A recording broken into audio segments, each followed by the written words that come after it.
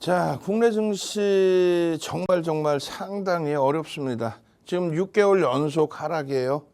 글로벌 시장의 흐름은 상승입니다. 위에서 살짝 꺾였다고는 하지만 전혀 문제 없어요. 오늘 기준에서 많은 분들이 이상한 얘기에 현혹돼서 흔들리고 계셨단 말이에요. 자, 글로벌 시장의 흐름은 여전히요.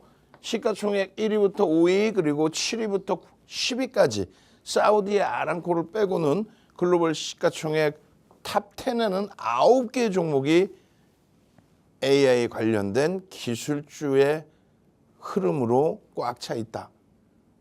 확인하실 수 있죠. 오늘의 조정이 과연 환율 그리고 금리 그리고 마이크론 테크놀로지사의 실적의 문제인가? 이 환율이거든요. 원달러 환율. 그리고 금리 볼 겁니다. 그리고 마이크론 테크놀로지사의 급격한 조정, 실적 발표 이후에. 그러면 그 흐름들이 문제가 되느냐? 아니란 말이에요. 자, 환율의 경우는요. 지금 내년에 1,500원을 넘길 수 있다. 엉엉엉엉엉. 확 그냥 막 그냥. 무슨 얘기냐면요. 달러 인덱스가 지금 100을 계속 넘겨놓고 있고 106에 흘러가고 있단 말이에요. 달러의 강세 기조를 미국이 선호하고 있기 때문에 달러 대비 전체 글로벌 통화가 약세입니다. 그중에 유로화와 파운드화는 10%대의 약세. 우리나라가 좀 많이 약세긴 해요. 한국, 우리나라가 얼마요? 30%대의 약세. 일본은요 50%대 약세예요. 그럼 일본은 망했게? 그냥 막 폭락으로 내려갈게? 아니란 말이지. 이럴 때 흐름처럼 비이성적인 가파른 롱텀 캐피탈 매니지먼트 사태 때문에 결론은 동남아 위기 때 우리나라까지 쓰나미처럼 무너져 내린 거죠. 쓰나미에 깔려 내려간 것처럼. 저 당시 기준에 외환잔고가 부족해서 국내 경기가 붕괴되고 주식시장에 폭락이 연출되고 그런 건 아닙니다. 우리나라와 동남아, 우리나라까지가 무너진 거고 글로벌 시장, 선진 시장은 강세를 띄었는데 외환잔고의 영향도 일부 있겠지만은 동남아의 외환 위기 때문에 더불어서 무너진 거예요. 그리고 또 한 가지는요. 이때는 우리나라가 지금 현재까지 외환잔고 글로벌 시장에 10위 안에 들어옵니다. 그 외환잔고라는 거는 말 그대로 달러가 아닙니다. 달러가 아니에요. 채권이죠. 채권. 미국 채권을 비롯해서 유럽 채권까지. 네? 그 채권을 많이 사둔 거죠, 지금. 근데 단기 외평채를 못 갚을 수준이에요. 그래서 미국의 서브프라임에 글로벌 금융 위기가 찾아왔죠. 금융 시스템이 붕괴되고. 그러면서 우리나라에 투자한 외국인들이 자금을 인출하는데 야 이거 앞다퉈서 빨리 인출해야 되겠는데 한국이 외환 보유고 세계 10위 안에 들어오지만 단기 외채도 다 못 갚을 것 같은데 그래서 환율이 굉장한 약세를 띈 겁니다. 달러를 사서 나가니까. 그래서 이 당시에 통화 수합이라는 게 생긴 거죠. 자, 이런 내용은 너무 지루하고 너무 길어질 수밖에 없어요. 온라인상에서 오늘도 1시간 20분 동안 금리에 관련된 이야기를 교육을 해드렸어요. 1시간 20분입니다. 그 1시간 20분만 들으시면 이 환율 간단하게 야 이거 아무것도 아니야. 아무것도 아니야. 전혀 신경 쓰지 마. 달러 인덱스의 강세 때문에 흐름이야. 우리나라 원화가 가치가 훼손되는 부분이 달러 인덱스의 강세 때문이야. 우리 자체적인 문제는 사실상 제한적이야. 그렇기 때문에 너무 우려할 필요 없다는 거예요. 두 번째 기준은 금리입니다. 금리에 대해서 뭐 한두 번 얘기하는 게 아니에요. 금리 인상 시기와 금리 인하 시기의 기준. 그 금리에 대해서 자칫 잘못 해석하면 안 돼요. 파월 의장의 매파적인 발언, 그래서 제가 그런 걸 제일 싫어하는 거야. 시황 얘기하는 거. 모르는 사람들이. 그냥 오늘 이래서 저랬어요. 금리가 어쩌고. 금리에 대해서 알아? 여러분들 알고 계세요?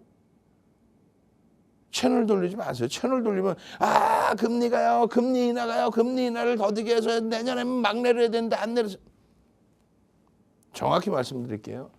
금리 인상 시기 17차례 금리 인상 시기 시장은 폭등. 우리나라 지수 기준으로 500포인트에서 2000포인트. 물론 2004년 6월부터 2006년 6월까지로 잡는다면은 그렇다면은 고랠리까지는 아닙니다만 어찌 됐건. 그리고 이 고금리에서 슈팅이 지속됐죠. 그리고 나서 2007년 9월에 금리 내릴 때 시장은 폭락이 형성이 되는 거예요. 왜요? 금리를 급격히 내려서 경기를 부양해야 될 정도로 금융 시스템이 무너졌다는 거예요. 그리고 나서 9년 6개월 만에 금리 인상 시기 2015년 12월부터 2018년 12월까지 그때 어떻게 돼 시장은? 폭등 랠리 금리를 인상할 수 있을 만큼 지표가 굉장히 긍정적으로 금리를 인상하지 않으면 인플레이션 우려감이 나올 정도로 경기가 화랑스다. 그리고 점진적인 금리 인하는 크게 문제되지 않아요. 근데 코로나19 때문에 급격한 금리 인하 시장은 벌써 무너져 있는 거지. 그리고 22년도 3월부터 23년 7월까지 금리 인상 시기에 시장이 무너졌나요? 무너졌어? 아이고 참. 시장은 폭등 랠리입니다. 그리고 23년 7월 이후에 시장은 폭등이에요. 그럼 결론은 뭐예요? 금리를 올릴 정도로 경기가 좋아야 되는구나. 그러면 랠리구나. 고금리 속에서 슈팅이 나오는구나. 고금리 속에 성장주가 가는구나. 고금리 속에 위험자산 비트코인 날아가는구나. 그러면 지금 금리를 급격히 내려달라고 하는 쪽은 뭐예요? 바보들이 하는 얘기. 주식시장에서는 금리를 급격히 내려달라 하면 안 되는 거예요. 주식시장에서는 금리를 급격히 내리면 폭락이야. 금리 인상 시기, 금리 인하 시기, 금리 인상 시기, 금리 인하 시기, 금리 인상 시기. 바보입니까? 금리를 내려서 경기를 부양해야 된다는데 급격하게 금리를 내린다는 거 경기 침체라는 얘기인데 선거의 기준 때문에 내려졌던 금리 그 명분도 있어요. 근데 지금 파월 의장이 다시 매파적으로 돌아서서 내년에는 금리를 이거 뭐 안 내려도 될 것 같은데 2번 정도 내려서 50bp만 내리면 될 것 같은데 그게 어떻게 악재야. 근데 시장은 왜 빠졌냐고? 차익 실현에 대한 욕구지 무슨 그게 차익 실현 아니 S&P 500 지수 여기서 요만큼 빠진 게 요만큼 빠진 게 이게 조정이야? 에? 금리 인상 시기, 금리 인하 시기, 금리 인상 시기, 금리 인하 시기, 금리 인상 시기 요만큼 밀린 게 조정이냐고. 지금 미국 선물 그냥 철저하게 강세로 돌아서 있어요. 투권 들면 또 신고가야. 요거 별로 아닌 것 같죠? 아무것도 아닌 것 같죠? 요거 로그 차트로 보면 다 퍼센테이지 차트로 하나, 둘, 셋 완전히 다르죠? 폭락이라고 죽는다고. 금리 급격히 인하했다가는 금리를 급격히 인하해서 죽는 게 아니라 금리를 급격히 인하할 정도로 경기가 둔화 침체되어 있다는 얘기예요. 올 초에 나온 얘기가 아이고 IT 올 초에 나온 얘기가 IT 종목군들 금리 인하 기대감 때문에 주가 올랐는데 6월에 금리 인하 안 하면 어떻게 되나? 아이고 폭락하겠네. 폭등 랠리 무슨 소리 하고 있어? 응? 바이오주들 금리 인하 기대감 때문에 바이오 날아간다. 바이오 어떻게 금리 인하 더디게 한다. 바이오 폭락 나와요. 원래 거품이니까 빠지는 거야. 지금 보시면 HLB예요. 이때가 제로금리 시절이야. 제로금리 시절이면 주가 움직인 거 있어요? 그 다음에는요. 금리 인상 시기야. 금리 인상 시기에 폭락했나? 오히려 금리 최고점 이후에 폭등이 나서 이거 왜 폭등 났어?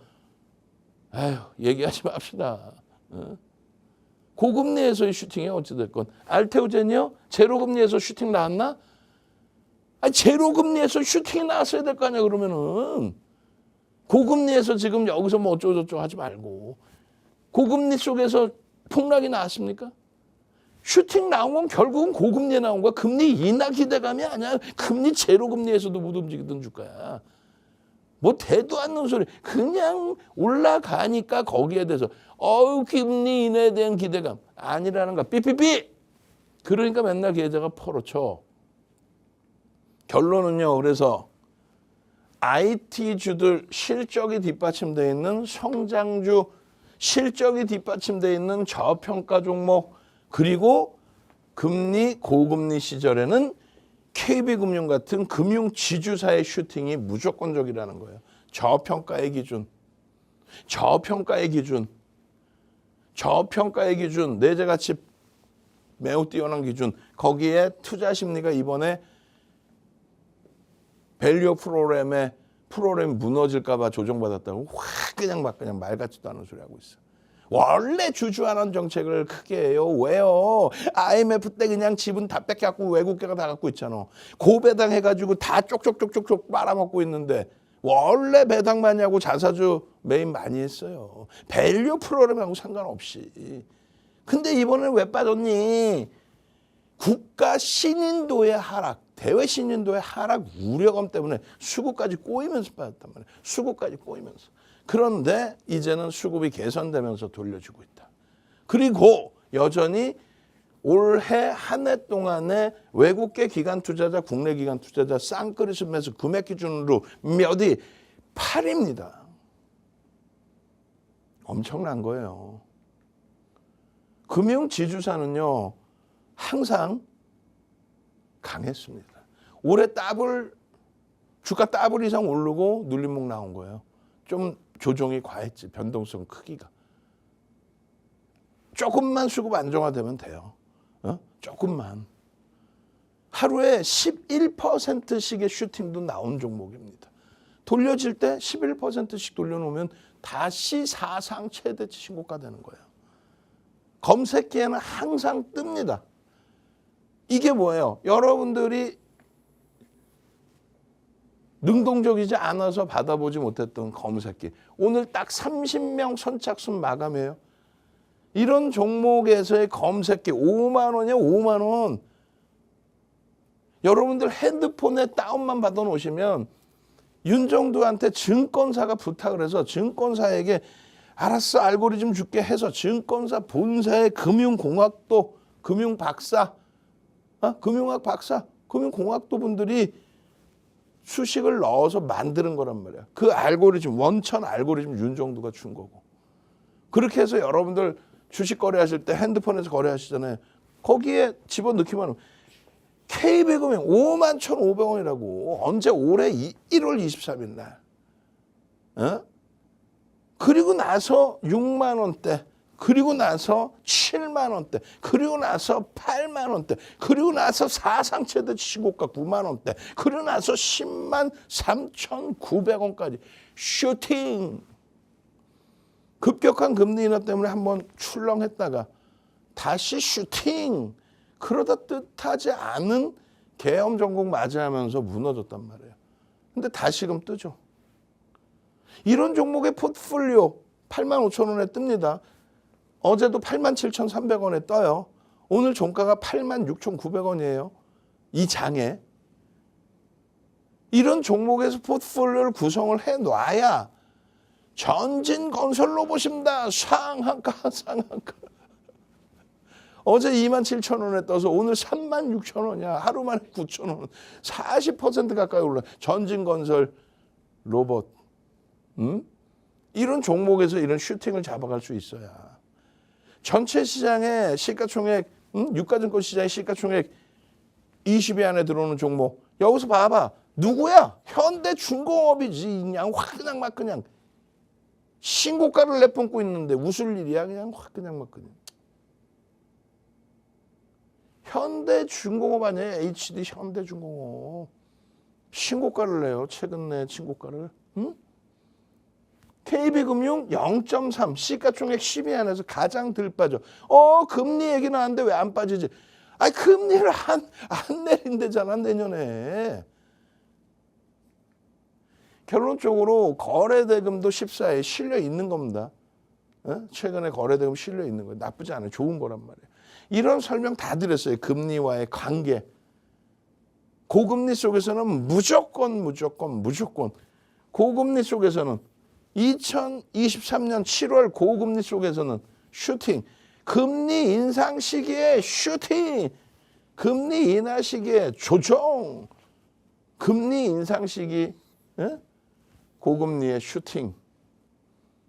당분간 금리 인하 급격히 없겠죠. 그럼 어떻게 됩니까? 금융지주사의 흐름은 로그 차트입니다. 슈팅의 범위가 더 확장될 수 있다. 이런 종목을 가지고 계셔야만 이렇게 메이저들의 수급까지 뒷받침되어 있는 이 흐름 속에서의 이런 종목을 가지고 계셔야만 그래야만 우리는 나머지 종목을 들여다볼 수 있다. 어떤 종목을 들여다볼 수 있어요? 어떤 종목을? 내일장 공략주 이런 종목을 설정해 놓으시고 지금 보시면 과매도 권역, 루닛도 변동성이 과하게 좀 형성이 됐죠. 수급이 좀 꼬여지긴 했지만 다시 한번 들여다볼 주봉 월봉은 아직까지는 무난합니다. 삼성전자, 현대차, KB금융의 흐름, SK하이닉스의 6,600억 보조금에 대한 노출 그런 흐름 속에서 19일에 18일 같은 경우에 신성델타테크의 매도의 신호까지 완벽하잖아.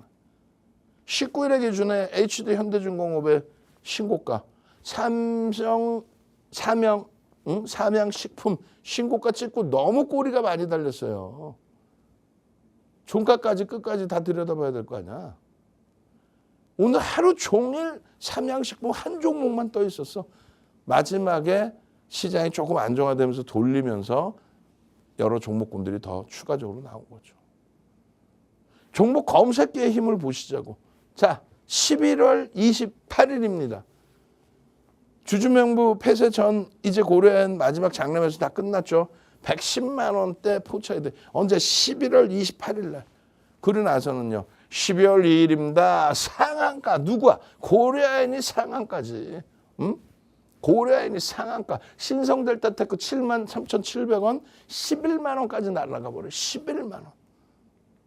또 12월 3일입니다. 또 고려아연이냐.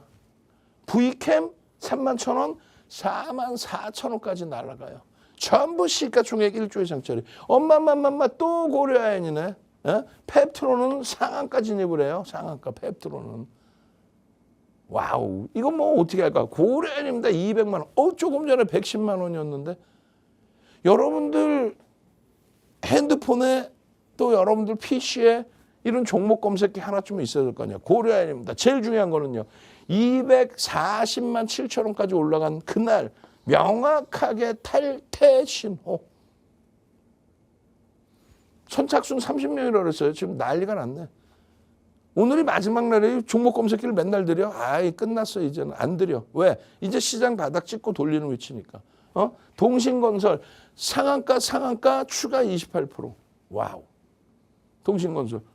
오늘은 전진건설 로봇이 어제 급등 이후에 어제 포착되고 오늘 또 상한가까지. 이야. 그 흐름들을 다 여러분들 걸로 VT 폭등 11일 날 기준에 신성델타테크 아까 얼마였어요? 71,000원대. 또 12일 날 기준에 펩트론 상한가까지. 아까 얼마였어요? 8만 원대였죠. 요 흐름들을 다 여러분들 걸로 만들어 가시란 말이에요. 요 흐름들을 이수베타시스까지의 기준에서 요 흐름들을 이수베타시스 계속 나오죠. 요 흐름들을 신성델타테크 차익 실현 이후 또 튀어나오죠. 요 흐름들을 오늘 하루 종일 삼양식품 진입 이후에 10%. 아쉬운 거는 탈퇴 그리고 재진입 그리고 다시 탈퇴. 일단은 유지의 범위를 설정을 했어요. 결론적으로 요 수익 범위를 가져가는 거는 공부뿐이 없어요. 공부. 이렇게 열심히 공부. 오늘 도서자료 하나, 윤정두가 집필한 10권의 도서 중에서 증권사 임직원 교육해드리는 10권의 도서 중에서 주린이가 필히 봐야 되는 주린이 필독서 이걸 내가 맨날 설명해야 되냐고. 이젠 더 이상 안 드릴 거예요.